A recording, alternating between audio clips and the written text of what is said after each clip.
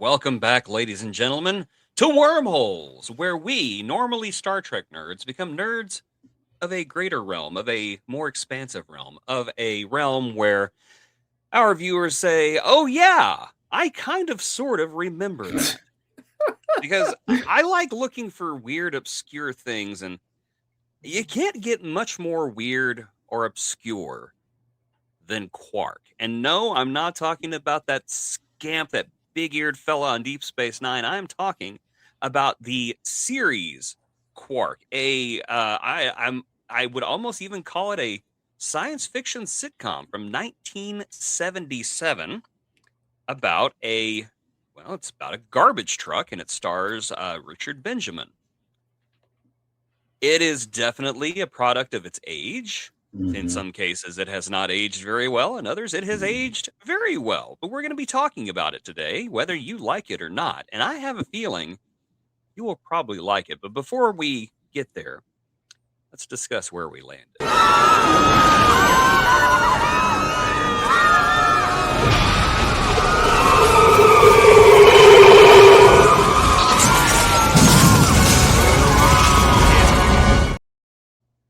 Oh, So it's loud. Quark. Quark. We are talking about Quark, a 1977 television comedy that asks the very important question, what if Star Trek was run by idiots and the Enterprise was a garbage truck? This television show was created by Buck Henry, one of the minds behind Get Smart. Quark was a sci-fi sitcom that aired on NBC, first as a pilot in May of 1977, and then very briefly for itty-bitty while as a series before television executives took one look at it and said, no, this is too beautiful for our sinful world. It starred Richard Benjamin as Captain Adam Quark, commander of a United Galaxy sanitation patrol cruiser, which means that this man was not boldly going where no man had gone before. He was basically hauling cosmic trash and praying that nothing exploded. And that is the true genius of Quark. While Star Trek gave us brave explorers seeking out new life and new civilization, Quark gave us poor fools who apparently had to come through later and clean up after all that new life and new civilization. This is the space future as imagined by somebody waiting 3 hours at the DMV. It's got aliens, androids, bureaucrats, weird mission, and the constant feeling that nobody involved is remotely qualified to be there, which honestly makes it the most realistic look at the future that science fiction ever produced. Richard Benjamin plays Quark, like a man who absolutely did not expect to be in this type of show, but is enjoying every minute of it. He has the energy of a substitute teacher who walked into the wrong classroom and accidentally found himself commanding a sanitation vessel in deep space. Around him is a cast of complete lunatics, including a pair of clones named Betty and Betty, played by Trisha and Sib Barnstable. Barnstable. Their name was Barnstable, ladies and gentlemen. I can't even make a joke about that. It's like David Cornsweat. Superman. Anyway, these two were in the show because apparently the future was written by someone who got hit on the head with a lava lamp. It feels like it feels like a computer was fed Star Trek, Get Smart, and then a can of Tab and shouted, hey, we can fix all this in post. And you have to understand the timing here because this show did not happen by accident. Quark arrived in 1977, the exact same year that Star Wars hit theaters. So imagine that. America is losing its ever-loving mind about lightsabers, destiny, myth, and epic heroism, and NBC responds with, counterpoint. What about a sarcastic garbage man in space? That is such a weird programming decision that I completely respected. George Lucas was out there changing cinema forever, and Quark was over here saying, that's nice. Now, here's a malfunctioning robot and a deeply stupid alien. Now, the true tragedy of Quark is that it only ran for 8 episodes. 8. That's not even enough time for a cult classic to get properly weird. That's it's Starfleet Academy. No, that's not even Starfleet Academy. That's less than half of Starfleet Academy. Yeah, that's true. That's true. That's barely enough time for viewers in the 70s to figure out what channel it was even on. Yeah, that's Quark true. got canceled in 1978, which proves once again that network television is and always has been run by cowards. Mm. But honestly, I kind of love that it exists at all. Quark is one of these shows that feels like it was beamed in from an alternate universe where TV executives were allowed to do cocaine directly off of script pages, and nobody ever asked whether an idea was commercial. It is cheap, it is odd, it is dated, it is uncomfortable in some places, and completely committed to its own nonsense. And I mean that as a complete compliment. This is not prestige television. This is space stupidity with its tie loosened around its neck, and sometimes that is exactly what the doctor ordered. So if you have never seen or heard of Quark, just know this. Before sci fi comedy got slick, before parody became self conscious, before everyone on the internet was making the same 5 jokes about red shirts, there was this bizarre little show about a space sanitation crew stumbling through the galaxy like idiots in polyester. It did not last long, but it burned bright, it burned weird, and it burned stupid, like a disco ball drifting into a black hole. And really, what more could you want from 1977 television? Before there was the Orville, there was Quark. Quark! Now we're going to discuss this thing. So, I watched the episode that I sent you. When you say we, am I going to talk? Not anymore. It's the best laugh I had all day. Thank you. Go ahead. I gotta admit, it's good. No, please go ahead, talk. Talk. Let's hear about your allergies and other thoughts. No, nothing to do with allergies. There is an amazing Star Trek connection to this. Is there now? Yes. And what is that? Yes. Well, first of all, I was surprised to know that it was nominated for an Emmy. So that was quite surprising. But as a young actress, that was kind of like uncredited first appearance. Kirstie Alley appeared in this show very briefly in the back, not credited. This is her kind of like first appearance on television. So she was. Kirstie Alley was like later to go on to play Savick. So she was like a background actor. Yeah. Oh, yeah. Okay. Very, very neat. I did not see her. I guess I didn't see that episode, or I didn't realize. But yeah, I watched the episode that I sent you, and then I turned around and watched another one because I just enjoyed it so much. Because it is this is like Police Squad in space, and it has got some episodes that it's got some gags that really work. Like there was one point where this guy is talking to all these alien delegates, and I can't remember which episode this was in, if it was in the one we watched or the one that only I watched. But he's talking to all these alien delegates, and there's like this glass that separates him from the other room.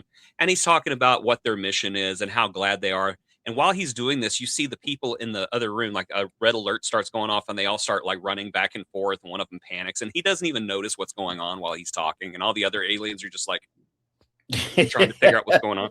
There's great jokes like that, but then there's other jokes that I don't think have completely aged that well. And there's this one character named Gene that what do they call him? A transmat. Yeah. He's a transmat because he has both female and male DNA. Right. So one moment he's just like, yes, I can't wait to go out into the final frontier and find all kinds of beautiful women to bed. And the next minute he goes, and I really hope that we can all settle down. We can all watch Hallmark movies together.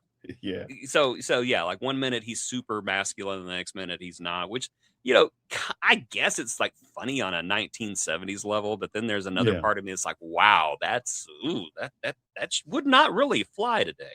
No. The Bettys, I actually thought were kind of fun because they were super competent at everything they did. Yeah, like they knew what they were doing, and it was really funny. And then there was Ficus, played by Richard Kelton, tragic figure, as it turns out. He actually tragically passed away in 1978 because he was filming a a television movie, and they gave him a trailer, and the trailer was not properly ventilated, and he passed away of carbon monoxide poisoning. Oh, that's terrible. Yes. He was working on the TV movie called a TV movie series called Sentinel. Uh, he was in a dressing room studying for lines, and he was overcome by carbon monoxide poisoning. The studio was later fined because they did not provide proper ventilating. Wow, that's So that was crazy. the man who played Ficus passed away at a tragically young age. Yeah. But yeah, I mean, I thought it was funny, and I thought it was really charming. I did too. I was surprised. I love the robot. I thought the robot was hilarious. Like every time, did you see that I kicked the Gorgons' butts? I kicked 20 of their butts. I kicked 12 of their butts. I kicked 41. He just like kept rubbing it. And I was like, I like that robot. He's my kind of guy or girl. Yeah, Richard Benjamin actually took a pay cut from his usual salary because he wanted to work with Buck Henry. He wanted to be on this TV show so badly. So he was like, Oh "Yeah, wow. you can have me for a cut rate. Just let me be on this show." Wow. And the source I thought was hysterical. Just believe in me. Just Just believe in me. believe in me. I kind of had a feeling they were making some sort of a Star Wars reference. well, it was a Star Wars reference, obviously, but I Mhm. was also thinking it was some kind of like jab at religion as well, because it was just all about Oh. blind faith and not thinking, and right when they Mm. needed it, it didn't work.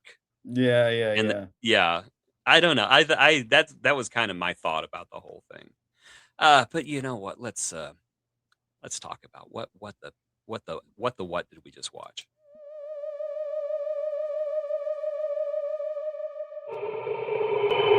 What the is this?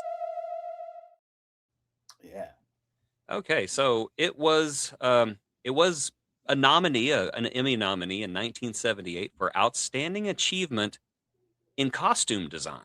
Yeah, I love that. Which I don't know. At one point, whenever I was watching this, I just noticed like how bad the costumes were at one point, I love when they were especially the patches. interrogating. I was just like, I Yeah. can see where they glued that on. Are you kidding me? Or when they were interrogating Ficus and part of the set fell. Like, did you notice that? Yes, Like, I yeah, it did just went notice thump. that. It's like, It oh. it it is kind of a fun mix of early Star Trek and Doctor Who, where we Yeah. have one take, and if part of the set falls down, let's just act like it's supposed to be that way. Yeah, yeah, that was supposed to And happen. yeah, so I'm fine with that. I have said before, I'll say it again. I'm a big fan of budget science fiction. Yeah. I like it when people take a little and do a lot with it. Yeah. And yeah, this may not have, the sets of Star Trek or the budget of Star Wars, but they had heart, Mhm. and they went for it. I want to see who was the voice of the source, because his voice sounded so familiar. I went to look that up and I couldn't find anything. Are you kidding me? No. So Hans episode Hans Conried. He was the uncredited voice of the source, there it is. and you may know him as, oh, he's the voice of Captain Hook from Disney's Peter Pan. Oh, wow, He that's why was he the sounds familiar. he was the voice of Snidely Whiplash from the Bullwinkle Show, and he was the voice of Thorin Oakenshield from the Rankin and Bass Hobbit movie. Oh, wow. So there we go. Look at that. Look at that. Good on you. Googling is way better than mine, apparently. Yeah, well, I got some mad skills that way. Apparently. Don't ever make me mad. I will figure things out about you. Uh-oh. You don't want figured out. Well, here's the episode that Kirstie Alley was in. It was she was a handmaiden, uncredited. She was one of 3 in that episode. So that Okay. was pretty fun. I guess I did not quite make it to that episode, but No, yeah. neither did I. I kind of want to, because I mean I've watched 2. That means there's 6 left, and Yeah, I mean, I definitely do not hate this show. I'm actually quite fond of it, even though it does have some humor that has not aged well. right. A lot of the humor has. Yeah. The guy who was a ficus, for example, he's basically Spock, but he's a plant, Right. which I'm just like, okay. Now I know where they got the idea for San in Farscape. Yeah, I was about to make that connection as well. Yeah, Oh, okay. look at that. Plant guy. Yeah. But One of the fun things that I loved about this episode, aside from like the main guy, Palindrome, I want to say his name is. Palindrome. Yes, he was like Yeah, he was like the Badmiral who would give them right. orders. Yeah. Yeah, Conrad Janis. Actually same age as my grandmother. But he was like, "Oh, you're gonna send Quark? We're doomed." He's like, "I got everybody off. We're good." And then Quark saves it. He's like, "Wow, you did great." And he goes, "Yeah, I think I deserve a promotion." "Well, if you do a couple of more of these like that, then maybe." And then he was like, "More of that? I don't want to." That is something else that I really like about this show is that even though it was science fiction, it didn't lean into science fiction. If anything, this is more of an office sitcom where Yeah, you have the supervisors and then you have the guy who's just trying not to work that hard. right. And yeah, it just all worked out. Well, we also got to give props to Alan Caillou, who played the leader of the Galactic Alliance, Oh who yeah, was called the Head the head. because he's the head of the Alliance, and he is literally a head with a gigantic forehead. Right. What I But love is like if you go to his IMDb, his profile picture is from Quark. he is the head. Yes, Yeah, that is his profile picture. it's Even though hilarious. he was in a lot of stuff. He was in Voyage to the Bottom of the Sea. He was in The Fugitive. He was in Sword and the all Sorcerer. yeah, he was in all kinds of How the West Was Won. The Yeah. $6 million man. So this was definitely a guy with a career, and there he is. People are going to look up his IMDb, and it's The it's head. him with he looks like an eggplant with a face. Yeah, yeah. And ironically, he was in the Sentinel as well. Oh, was he? Yeah. But Crazy. I don't even know what that is. What is the Sentinel? That was the show that the Ficus was playing in where he passed away, wasn't it? Oh, that's right. Okay, Yeah. yes, the thing I literally just talked Yeah, about. you just said it. Yeah. That's why I brought it up. I remember things I say. I say things. I It's like say you lots keep this of up, things. Mr. Gaston, you're going to end up becoming president of the United States. I don't think I've assaulted that much women that I'm qualified for that. I haven't been to that island yet. Oh no, yet ever. Don't ever go there. No, I'm never gonna go to that Yeah. island. I'm never gonna go to Kid Rock. It's never happening. Oh man. Well, Yeah. anyway, the other thing that I thought was hilarious is like they had one space alien, and it was in the little pit at the center of the Gorgon ship, and it looked like something from another alien that it was like the same suit but in like different angle, and I'm like that looks really familiar, and it was just sitting there going, yeah, and it didn't do anything. It just was like, yeah. The Quark was like, oh boy, like the Source was like, don't look down.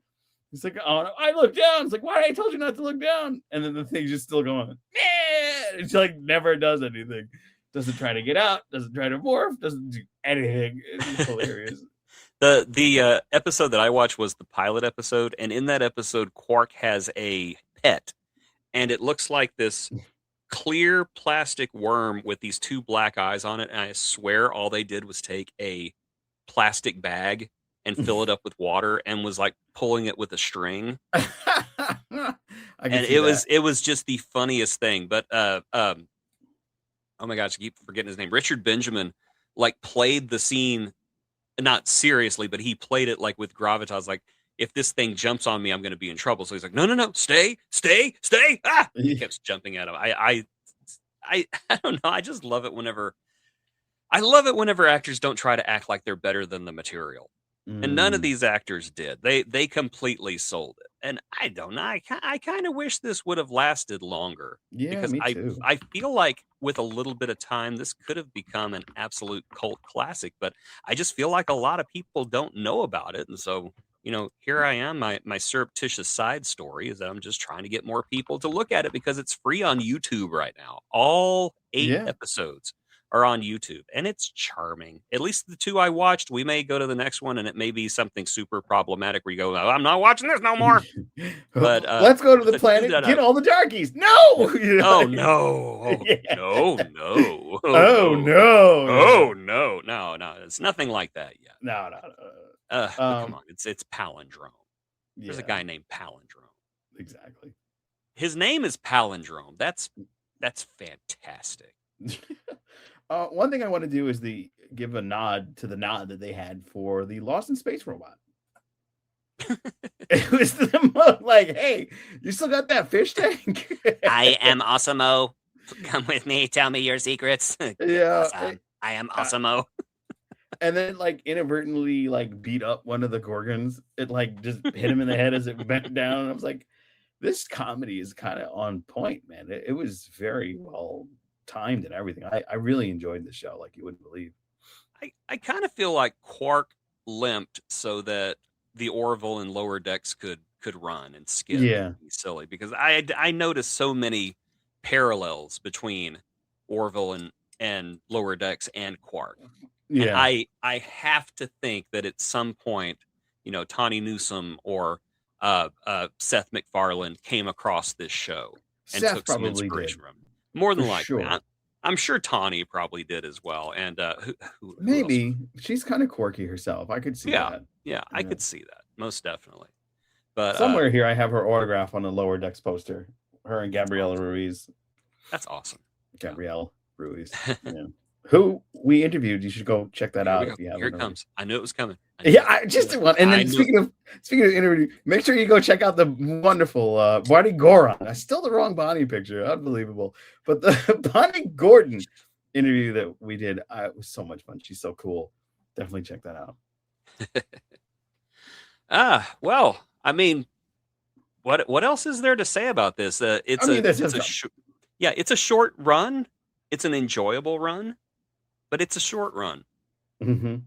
And I honestly think that this show I think it's ripe for a reboot. I was just going to ask you, do you think they could reboot this? I think that they could totally reboot it. And because looking at this, it did not look like they spent a whole lot of money on anything. Right. And that's honestly part of what I really like about it, is that they did not spend a whole lot of money on anything. Yeah. And it's a fun premise, and I could see it working today. Yeah. I think this would be a great sci-fi show that could work so well. And the robot that they got now, they could really do something cool with it. And like one of the things I loved about the Orville was it Isaac the robot? Was it the robot? Yes, Isaac. Yeah. Yes. It reminded me of a very low budget robot like this. So I was like, they could do something, low budget like that. I don't want to see the robot upgraded though. I still want him to look like Osimo from South Park. I am Osimo.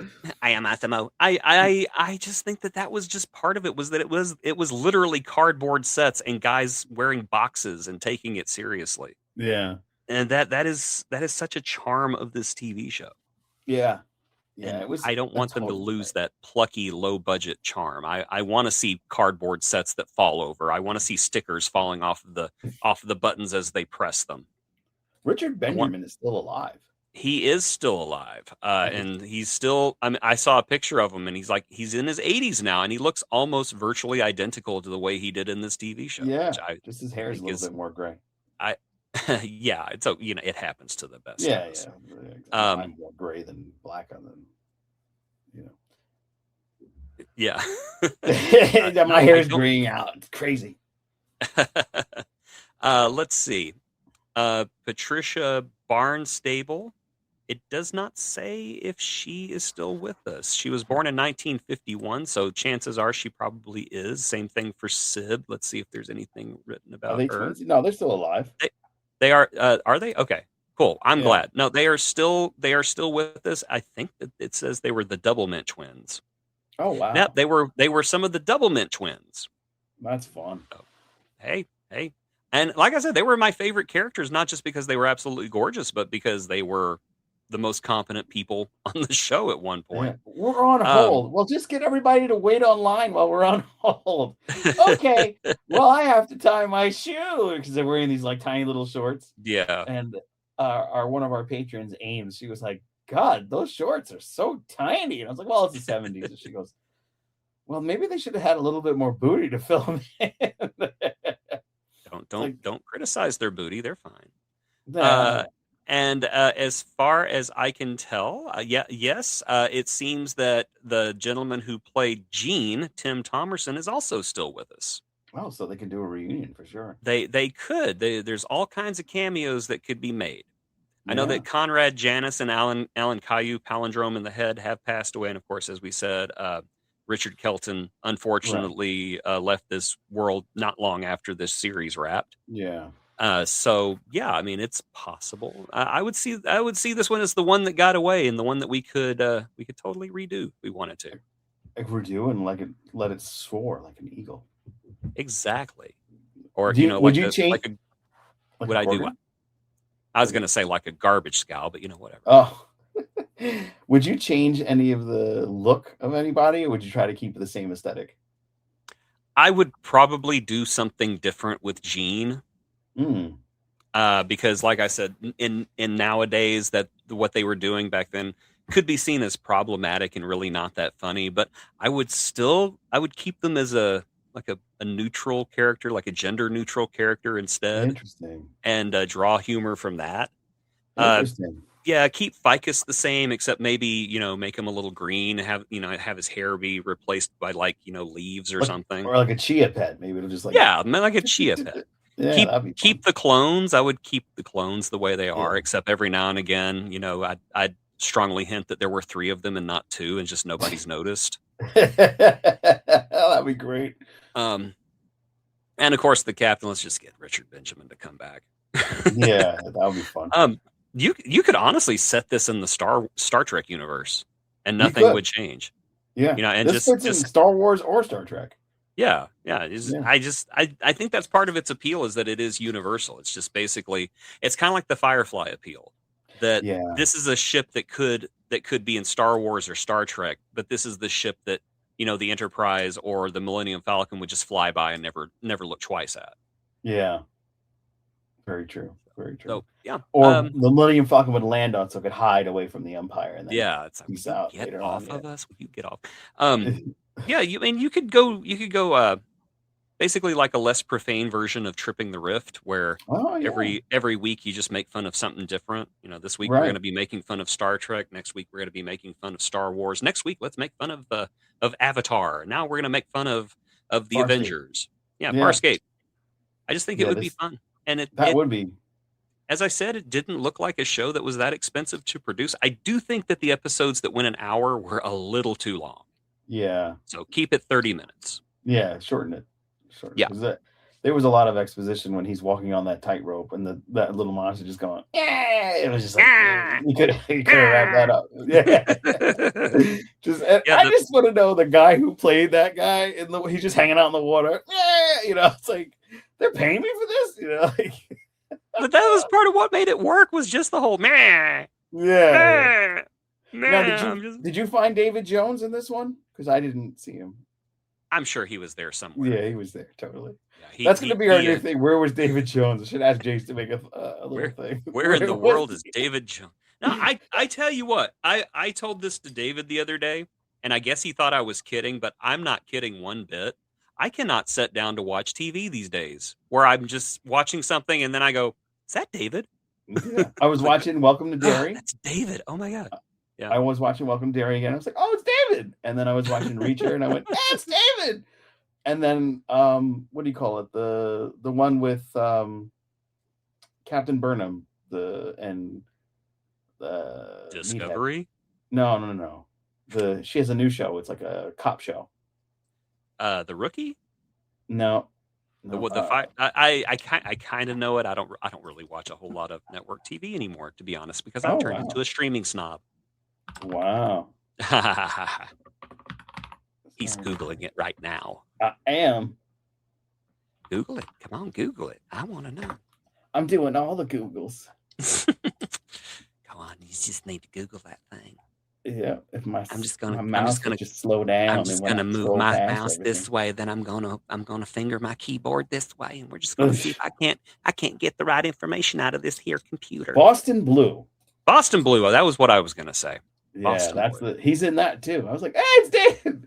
So I slowly just look for him in shows. I'm like, hey, well, maybe it'll pop up, or in movies, especially if they're filmed up in Canada. I'm like, where's David? He will be there. He will be there. Sure. I just have a feeling he's gonna hit it big one of these days, because he's got the look and he's just a nice guy. So he's just he's like Michael Chen, Yeah, Michael Chen's been blowing up lately though. He has. He's and his been wife doing too. Yeah, and I love that because he's such a nice guy. He's a And it's great just guy. one of those things. It just seems like in a world where evil is rewarded on the daily, it's good to see people who are just decent have Yeah. success. It just Yeah. feels good. It's like the scales are balancing in a way. Right. Right. Well, do you have anything further to say about Quark? Quark.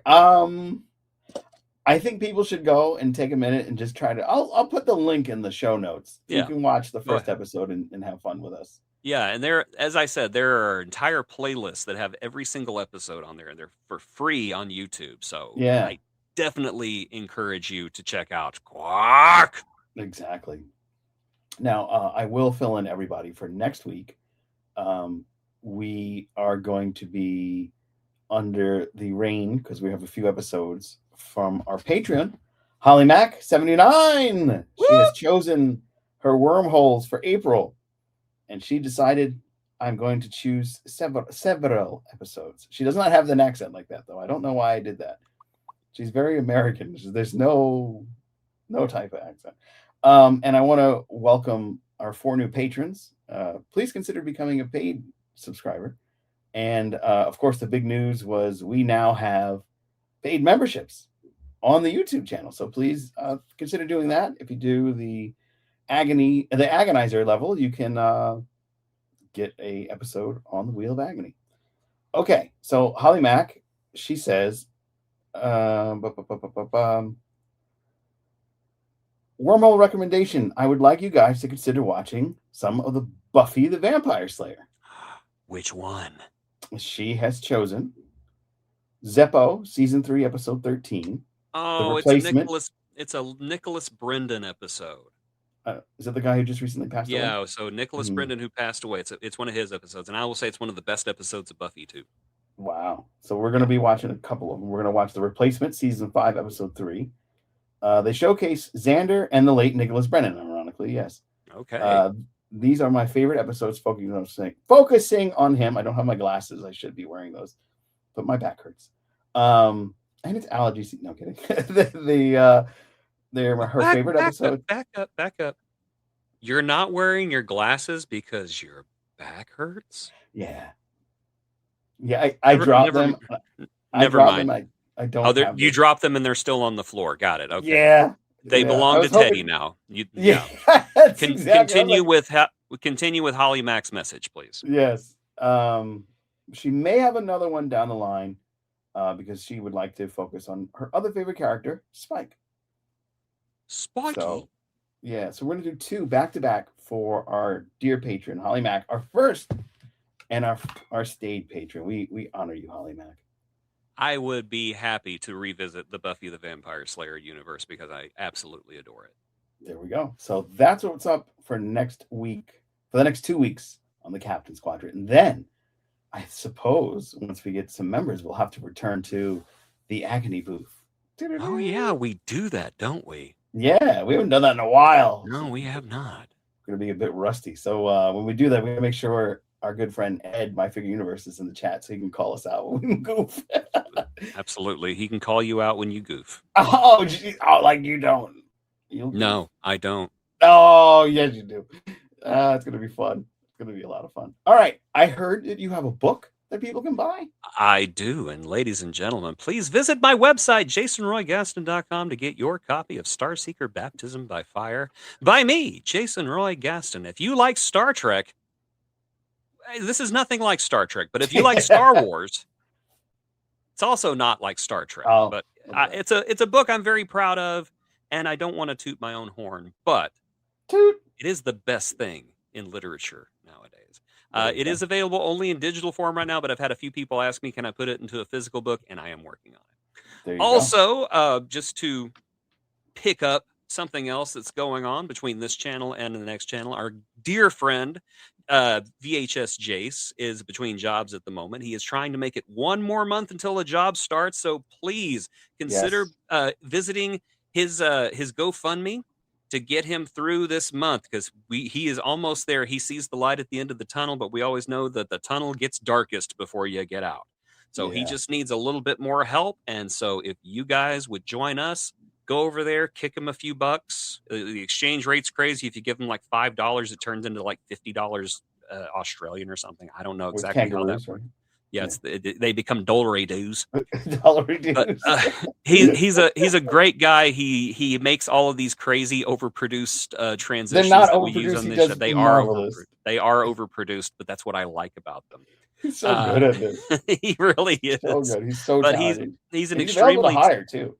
he is available to hire, and you should totally hire him, especially if you're wanting to make a podcast. If you're looking at us doing this thinking, well, I can do better, you probably can. So go hire VHS Jace to make you some materials, because he provides all of the materials here for the Captain's Quadrant, and he provides stuff for my my channel as well. And he's well worth every dime. So please hire him, or just give him some money just for being the delightful soul.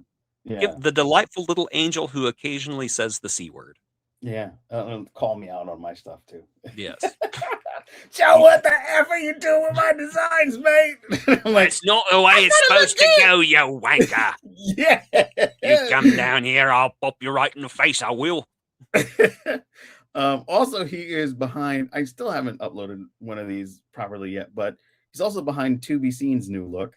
And when we're talking about ghosts over there on the To Be Seen network, we're going to be back this weekend talking about the latest episode that just dropped tonight.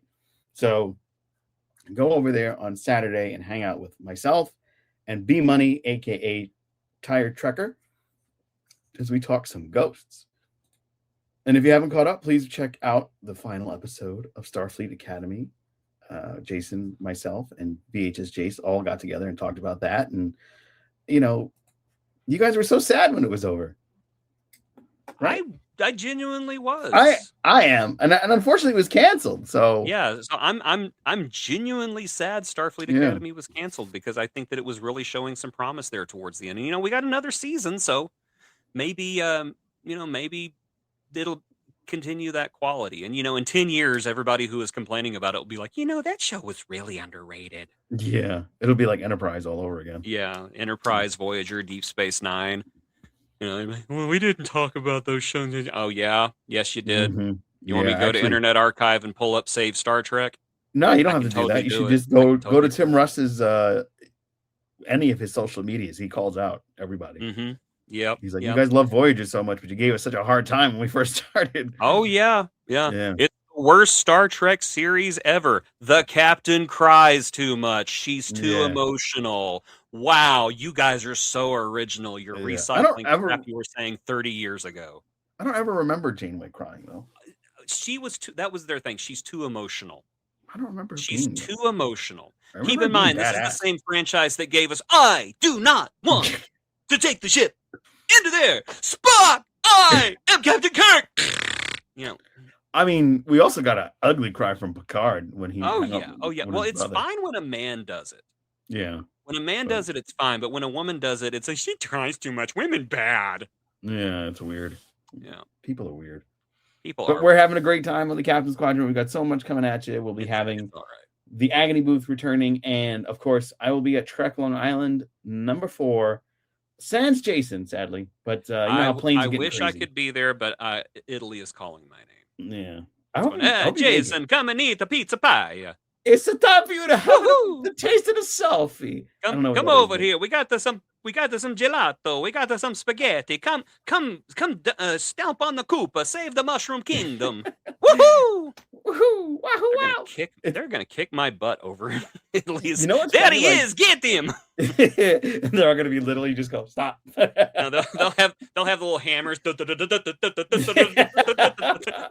back on the plane. Get back on the plane. We gotta go. What did you do? Don't ask. Get out of the plane. Also, I think it'd be hilarious if you go to Italy and like you have all this food, but you have like dietary restrictions like myself, and it's like I can't eat half of this. It's like, oh, I can eat it. It's just I shouldn't. Oh, okay. No, I can't. It's kind of like it's like a credit card. It's like you enjoy it at the time, but you got to pay later. Yeah, that's for sure. With interest. Sure. Mm-hmm. Coming from. Okay. All right. So, do we have anything else we want to hawk, or are we ready to put a bow on this show? I think we're ready to put a bow on this. Okay. Well, ladies and gentlemen, be sure to join us next time as we journey into the hellmouth of Buffy the Vampire Slayer here on wormholes.